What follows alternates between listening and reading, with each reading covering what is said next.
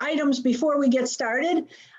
Please just listen and enjoy, and do not unmute yourself or chat with each other during the service. There'll be a time for social fellowship after the service. We invite you to have a candle or a light or anything that you might like to use as a chalice when we light our community chalice in a few minutes. Book of Life items are going to be shared in the chat. And when we sing, please remain muted, because it's impossible on Zoom for us to synchronize, and it sounds really silly with all of us singing a song at different times. It's good that we gather together. We'll now have the prelude.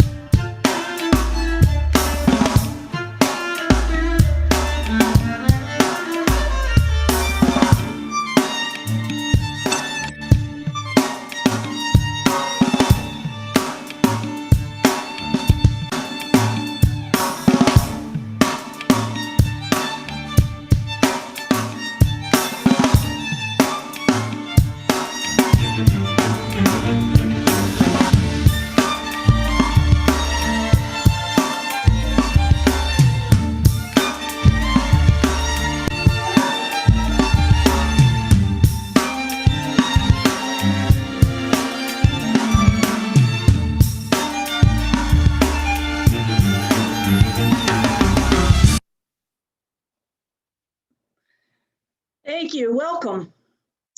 You are welcome here no matter who you are, no matter where you came from, no matter your background. You're welcome here to join us as we proclaim worth in our spiritual journeys. You're welcome to join us as we sing songs that uplift our very beings. You are welcome to join us in community as we learn, live, and love together. All are welcome as we worship that which gives us meaning and value. No matter what you call this hour or this gathering of people, we worship as one body, illuminated by the light of the chalice. We begin our service each week by singing an invitation to gather together, even as we are scattered in many different places. Let's sing Enter, Rejoice, and Zoom In.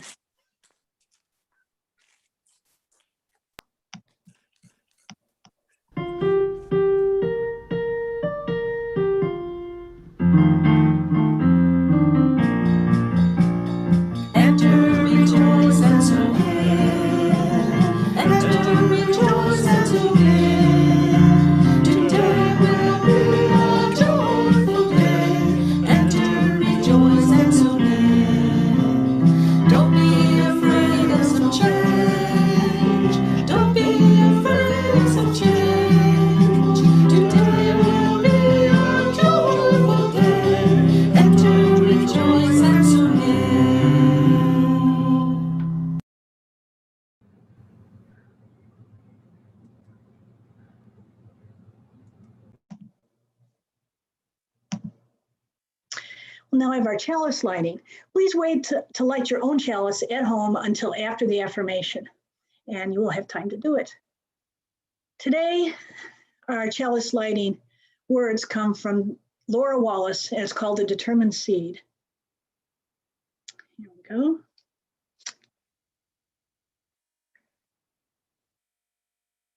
right, if you can see the chalice here. There we go. Okay, as frozen earth holds the determined seed, this sacred space holds our weariness, our worry, our laughter, and our celebration. Let us bring seed and soul into the light of thought, the warmth of community, and the hope of love. Let us see together, let us hear together, love together, let us worship. Please join me in saying our aspiration. Love is the spirit of this fellowship, and service is its law. This is our aspiration, to dwell together in peace, to seek truth in love, and to help one another. Please take a moment now to light your chalice at home.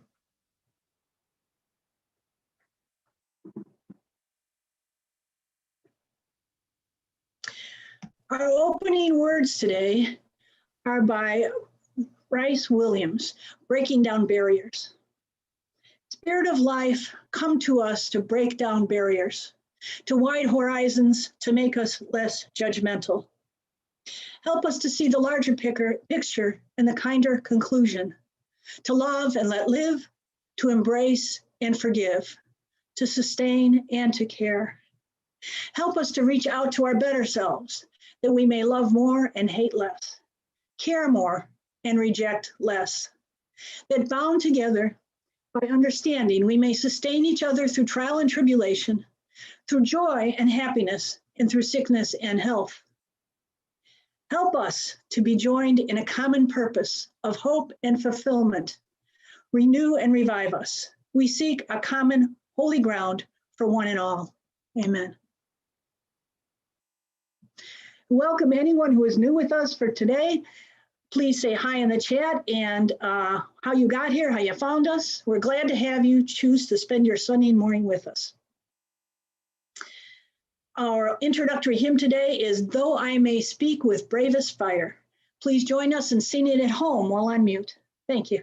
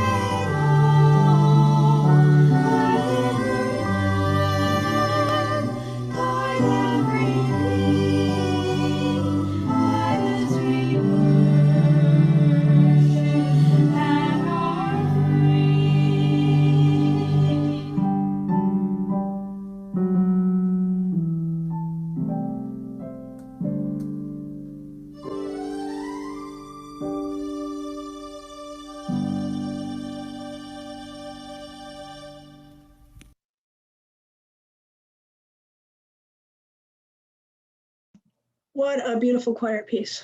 Thank you, choir. Wow. All right. Keep forgetting to unmute myself here, so I'm going back and forth.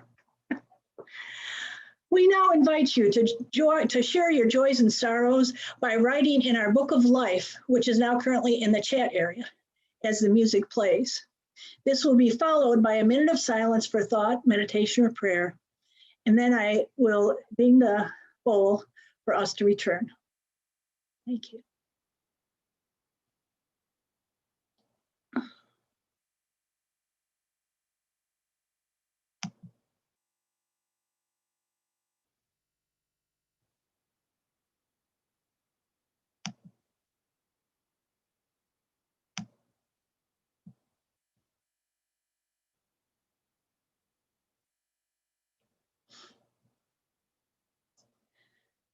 Here comes that music.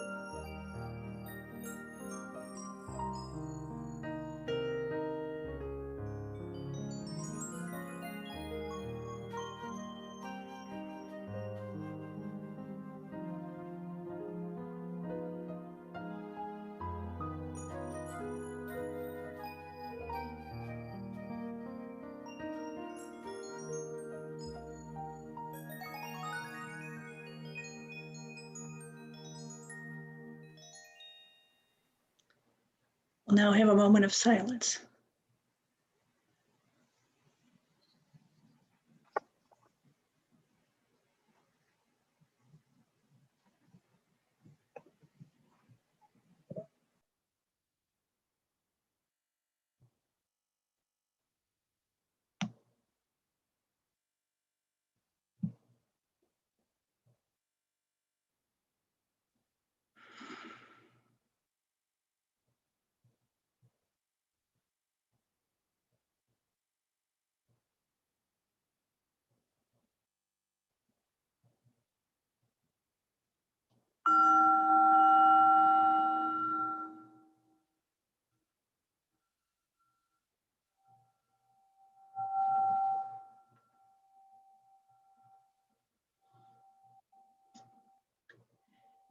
Please join us in spirit of life.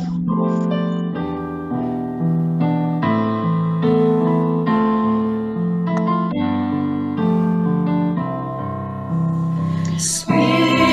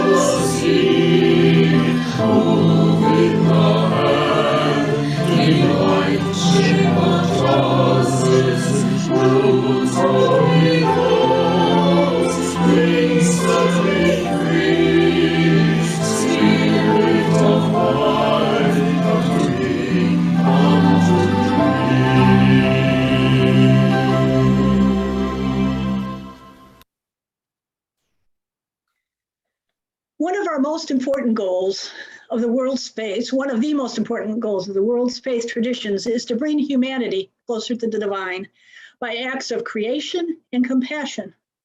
One of the goals of this fellowship is to encourage all who gather here to grow more and more generous in both spirit and in action. Each week, we take an offering that allows us to exercise that all-important generosity of spirit, an offering that supports this congregation and our many ministries. You can make donations by mail, auto payment through your bank, or electronically using the Venmo app. If you are visiting us today for the first time, please do not feel obligated to give. Your gift is being here with us today. We now welcome the visiting Reverend Kathy Schmitz from the Orlando area for her final sermon with us for this month. Kathy will be here consulting with groups and providing pastoral care through the end of May. And then hopefully we can get her back on Zoom or in person and just hope her and her husband can come visit us at some point when we're open in person. That would be wonderful. So we truly appreciate Kathy's efforts and wisdom and assistance throughout this time and hope that she'll return in the near future. Thank you. Kathy. Hi there. It's been just a privilege to be with you and walk with you during these challenging times. And I wish you all the best as you move forward and in your life as a community together. Thank you for having me. I invite you to imagine sitting on a porch on a hot afternoon. No, hotter than that. Let's make it 104 degrees in Texas, where the wind is covering everything in a fine-grained topsoil. But the fan is on and there are cold drinks, loved ones, and light entertainment. So, all in all, a fine afternoon. This is the scene described in an article by Jerry B. Harvey, who was at the time a professor of management science at the George Washington University in Washington, D.C. All was well on the porch until his father-in-law suggested they drive to Abilene for dinner. Harvey had no interest in riding 53 miles in an unair-conditioned 1958 Buick. But after his wife commented that it sounded like a good idea, he too affirmed the trip, followed by his mother-in-law. Harvey writes, "So into the car and off to Abilene we went. My predictions were fulfilled. The heat was brutal. We were coated with a fine layer of dust that was cemented with perspiration by the time we arrived. The food at the cafeteria was first-rate testimonial material for antacid commercials." Back home, trying to be sociable, Harvey commented on what a great trip it was. After a pause, his mother-in-law responded, "Well, to tell you the truth, I really didn't enjoy it very much and would rather have stayed here. I just went along because all three of you were so enthusiastic about going. I wouldn't have gone if you hadn't pressured me into it." Stunned, Harry retorted that he hadn't wanted to go either, and then his wife echoed the same. His father-in-law broke in to say that he hadn't wanted to go either and had only suggested it because he thought the others might be bored. Harvey concludes his telling of the story. "After the outburst of recriminations, we all sat back in silence. Here we were, four reasonably sensible people who, of our own volition, had just taken a 106-mile trip across a God-forsaken desert in a furnace-like temperature through a cloud-like dust storm to eat unpalatable food at a hole-in-a-wall cafeteria in Abilene, when none of us had wanted to go. In fact, to be more accurate, we'd done just the opposite of what we'd wanted to do. The whole situation didn't make any sense." Harvey's article, The Abilene Paradox, The Management of Agreement, which Charlie will pop in the chat in case anyone wants to read the original story or the article that accompanies it. The article suggests that while we often focus on conflict management, We would do well to consider agreement management as well. Since learning about this paradox, when making plans, Charlie and I often ask each other, are we headed to Abilene? The Abilene paradox can look similar to groupthink, but there is an important difference. In groupthink, everyone has actually come to believe that the direction headed is a good idea. On trips to Abilene, no one thinks it's a good idea. They just think everyone else does. And I just want to say that although I did live in Texas for a year, I've never been to Abilene, and I certainly mean no disrespect to the city or its inhabitants, who I'm sure are lovely. How we share our differences of opinion can be tricky. When our daughter Ricky was a little girl, we had to help this strong-willed and often very earnest child learn what to do when she did not like something on her dinner plate. And we had plenty of opportunities, as she was at that time a rather picky eater. She would try things, sure. The problem came with what happened next, the need to make a comment. When saying she liked it would be a lie, and saying yuck would be impolite. We finally settled on the expression, "It's not my favorite," an expression that still gets occasional use in our family with some success. I faced the opposite dilemma when the same child with a rather unique sense of style would leap into the room and show me the outfit on which she had clearly spent considerable time and creativity. And I learned to say, well, I wouldn't wear it, but I'm glad it makes you happy.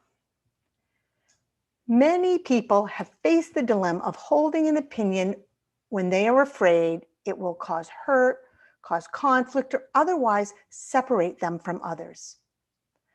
I'm willing to bet that at least someone here today, on the occasion of their first visit to their in-laws, oohed and ahed over one of the dishes to be polite, and now finds that that dish is served every time they visit.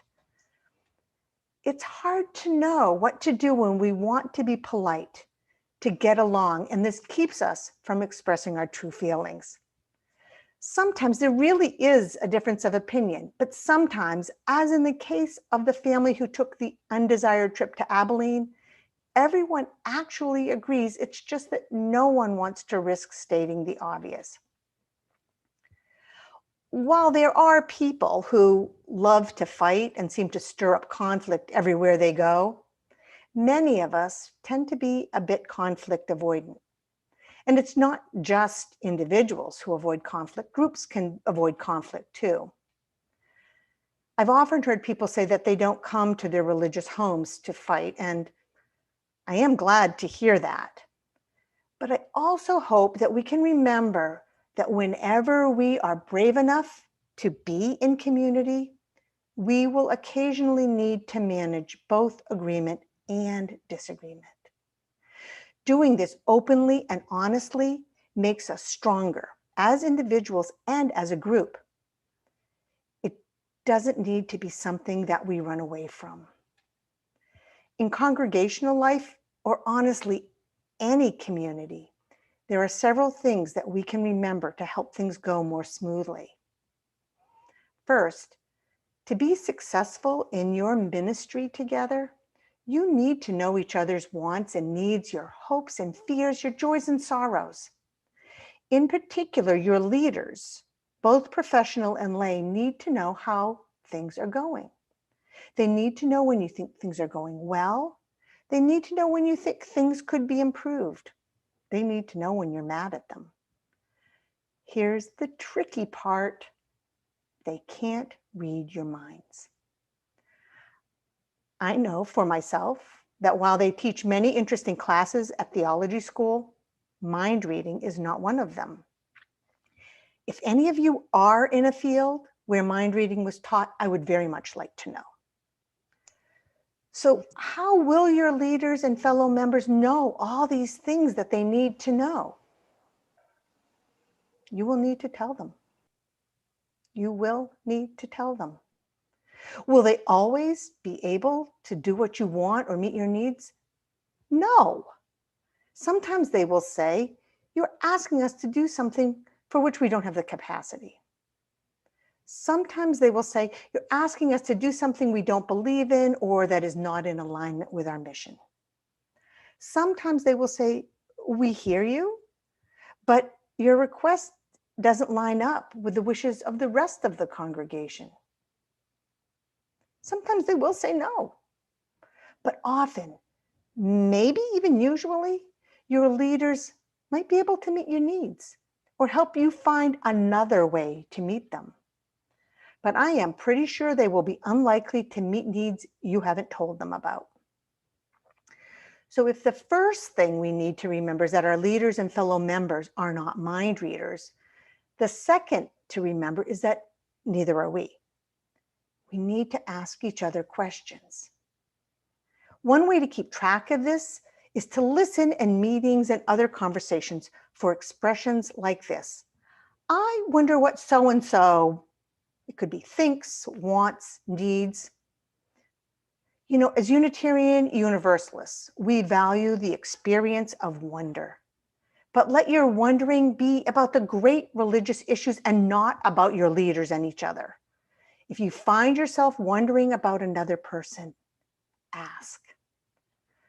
The theme here is, of course, open, honest, and clear communication. This is the key ingredient of the third thing that I suggest all communities need. They need for members and friends to take seriously the task of being beloved community. In a non-creedal tradition, we're brought together by covenant. It means that how we choose to be with each other matters greatly. In a tradition that does not require conformity of belief, we build our communities instead on a conviction that our differences can be our strength. Diversity is a great gift, and it is also a great challenge. In a congregation that celebrates diversity, there will inevitably be conflict. Here's the thing. I have learned that the hard work of learning to manage conflict in creative ways is one of the most rewarding spiritual practices in which you will ever engage. Let me say that again. The hard work of learning to manage conflict in creative ways is one of the most rewarding spiritual practices in which you will ever engage. When we are afraid of conflict, then we instinctively repress diversity and encourage conformity. But when we know that we are strong enough to work through our conflicts, then we do not need to be afraid. When we know that our love and respect for each other outweighs any difference that might come between us, then life's inevitable conflicts become creative opportunities. So speak up, ask, listen, engage. These are the actions that enable creative engagement in the continuing unfolding of healthy and beloved community. They are actions that enable creative engagement in all of our relationships. Sure, there are things we won't all agree on. We might sometimes have to say, it's not my favorite. But there are some things about which we might be in rabid agreement and not know it. Even some of the things that we might be in disagreement about really might not be as dangerous as we think. A story. When I arrived as an interim minister in one congregation, it was the custom for children to begin Sunday mornings in the sanctuary with the adults only once a month. There was some rumbling about having them in more, but it didn't seem to be going anywhere. Perhaps I picked up on this because I enjoy having the children in. So at my first meeting with the worship committee, I asked, could we have the children in every week? Well, I was told some people wouldn't like it. Really, I asked, how many? Well, some. Who here falls into that group? I asked the dozen or so people sitting around the table. Everyone shook their heads. They all supported having the children in. I'd like to talk to some of the people who don't want the children in, I said. Who would that be? After a few minutes, they decided that there were perhaps 2 or 3 people who would be upset at having the children in every week. And I asked, are you suggesting that 150 people who want the children in should not get that because of 2 or 3 who don't? Well, so I said, starting Labor Day, we'll have the children in every week. Can we do that? They asked. Of course we can, I said. And if it's a disaster, we'll stop. But it wasn't.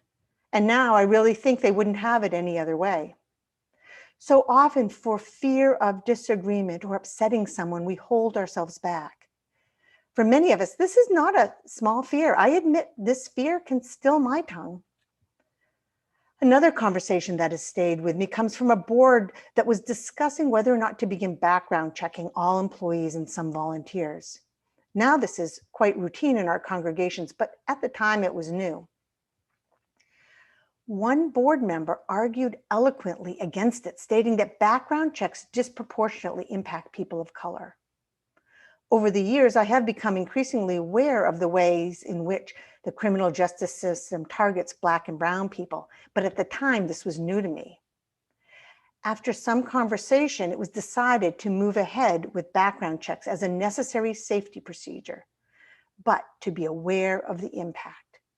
I have had so many occasions to reflect on this over the years and even to see how it can play out with unintended consequences if we're not careful.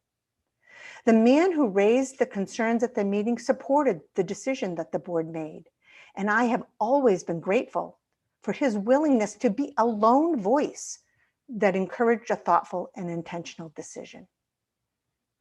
Our diverse views add richness and depth to our life together. This concept is one that has challenged people for a long time. Francis de Vita, a key figure in the Unitarian Church of Transylvania in the 16th century, is often credited with the phrase, "We need not think alike to love alike." It's okay to disagree. Perhaps the underlying question is this: do you trust each other enough to have a good fight?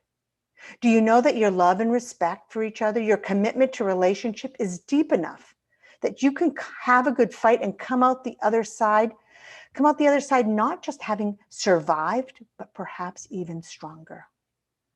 Do you trust each other enough to have a good fight? We can ask this question in any of our relationships, our marriages, our broader families, our workplaces, our community groups, our friends, and our congregations. When we are afraid of the real or imagined consequences of speaking our truth, then we become silent, and this is so sad. Perhaps one of the best examples of people refusing to speak an obvious truth is in the story, well known, of the emperor's new clothes. Traveling con artists convince the emperor that they have made him a suit of clothing out of cloth so fine it cannot be seen by fools. Since the cloth does not in reality exist, neither the emperor or anyone else can see it, yet no one will say so for fear of appearing a fool. It is only a child, unencumbered by our fears and apprehensions, who is willing to speak the truth. The emperor has no clothes. This is the paradox of the trip to Abilene. Too often, a person does not speak up for fear that something bad will happen. They can clearly see the thing that will happen if they don't speak up. Still, the imagined bad consequence is worse. The fact that there are real risks in the world fuels our imagination. But what really stills our tongue is that action. Speaking up would seem to put our relationships at risk.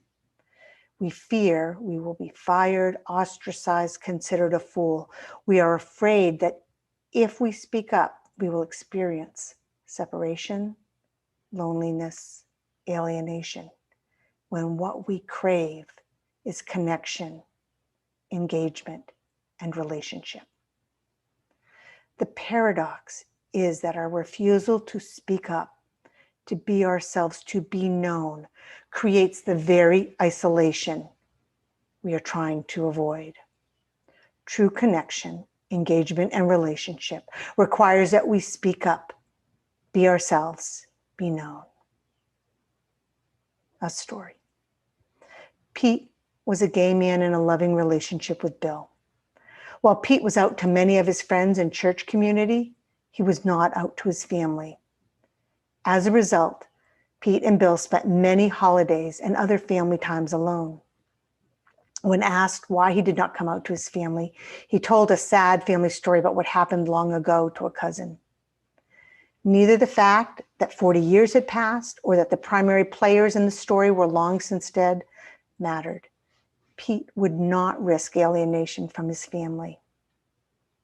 Then, one day, after years of working up to it, Pete did come out to his family. Turns out they knew all along, had known for a long time, were all supportive. Pete and his whole family didn't just take a day trip to Abilene. They had been living there. Because of fear of alienation, Pete and his family had lived for years with unnecessary distance and separation. That is the paradox.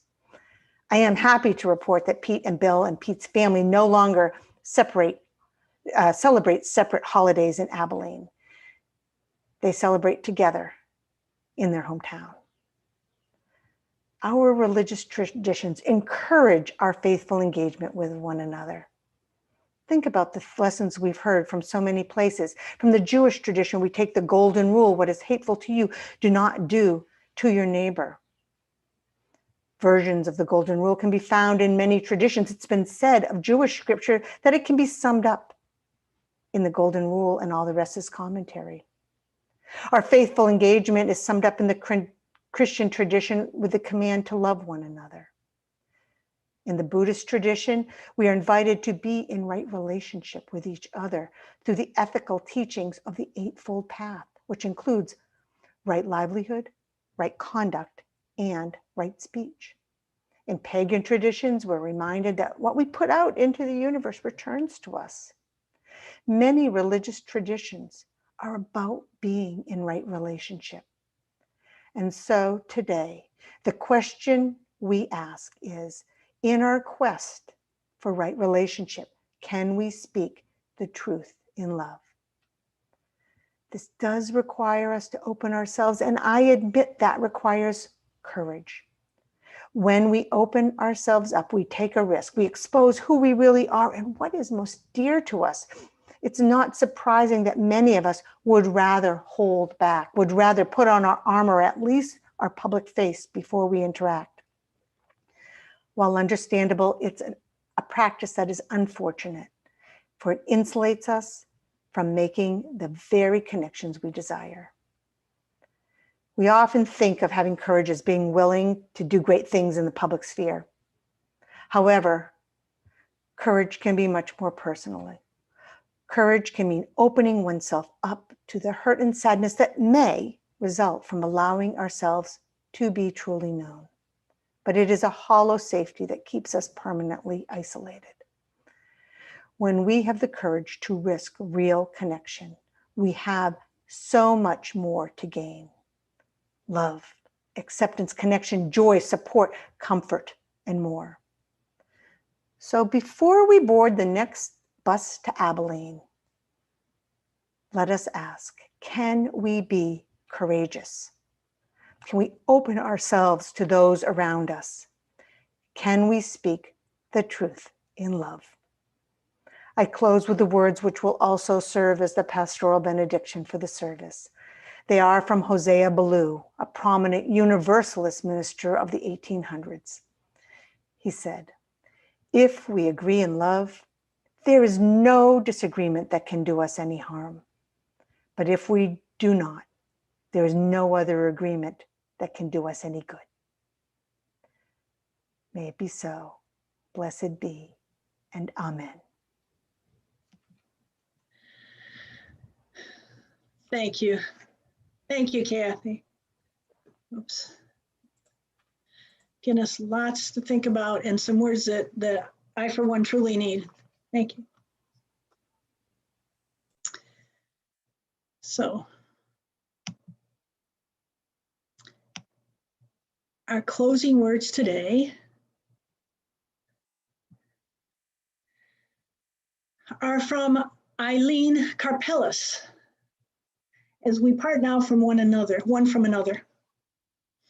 As we part now one from another, let these be our thoughts. If that which is most holy lies within the human person, and if the greatest power in the world shines flickering and uncertain from each individual heart, then it is easy to see the value of human associations dedicated to nurturing that light, the couple, the family, the religious community. For the power of good in any one of us must at times waver. But when a group together is dedicated to nurturing the power of good, it is rare that the light to grow dim in all individuals at the same moment. So we borrow courage and wisdom from one another to warm us and keep us until we're together again. Thank you. We now move to life of the community and a drink of water.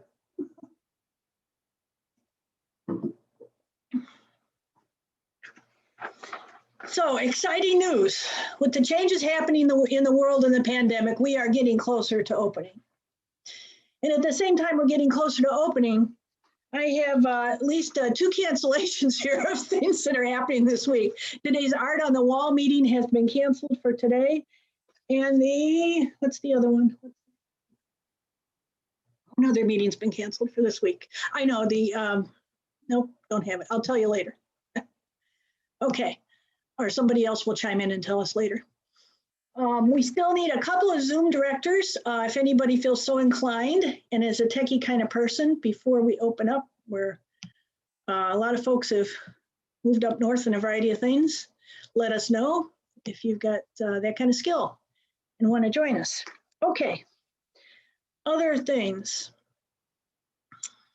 The recommendations from our reopening planning group, Lynn Ritchie, Linda Himes, Catherine Ferry, Joel Oyer, Reverend Dan when he was here, and I will go to the board this Tuesday. That's pretty exciting. The group that you've heard has been meeting monthly and have been vigilant in watching the science, which includes the local, the state, the federal public health data, some well-respected private sites, and the UUA guidelines and information, which is plentiful. If any of you are interested, you can go find it there. This Thursday, after the stuff goes to the board, this Thursday, hopefully the updates or a separate announcement will include our specific plans to begin in-person use of our building and grounds. Woo. We're going to start with the gradual process of outside and inside in-person access to give ourselves time to adjust in a thoughtful and safe manner. As much as these are the things we've been just couldn't wait to happen, it is overwhelming to some. So we're going to ease into it. We're going to be thoughtful in considering issues of inclusion and doing our best to not exclude people and giving people time to make decisions of safety for themselves and their family. We need flexibility at the same time so we can shift our boundaries as we open as needed to stay safe and react to any variants that may happen or changes in data in our location. So if you're wondering why we're taking our time, that is why, and you'll see a lot more as things come out. This Wednesday, our second reopening kind of group, it's a readiness team. We don't have a really good name yet, or action team, led by Laura Learman and Dennis Shaw, will be meeting on Wednesday, the 19th, this Wednesday at 9 a.m. at the building. If anybody wants to help, they're going to be doing setup and organizing of the building to get things more ready. And if you're interested, let Laura or Dennis know, because we have a max of 10 people inside, and we will be using masks and social distancing as appropriate. Details of that will come out, because we're not going to jump right in. We're going to take our time and let people figure out where their boundaries are. So other than that, let's see, one more. I think so. 2 volunteer opportunities and some exciting things around our opening that are coming forward. Finally, we extinguished the chalice. For today, not the light of hope or the fire of commitment or the warmth of our community. May those ideals continue to shine in our lives and warm our hearts until we are together again. Please join us in our closing hymn, Go Now in Peace. Thank you.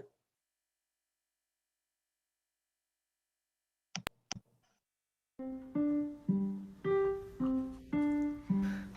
now in peace, go now in peace. May the Spirit of us surround you everywhere, everywhere you may go. Go now in peace, go now in peace. May the Spirit of love surround you everywhere, everywhere you may go. Everywhere you may go.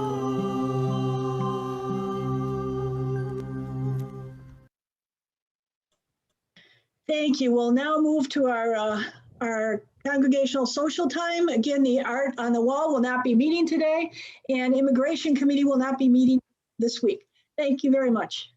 Have a good day. Feel free to unmute yourself.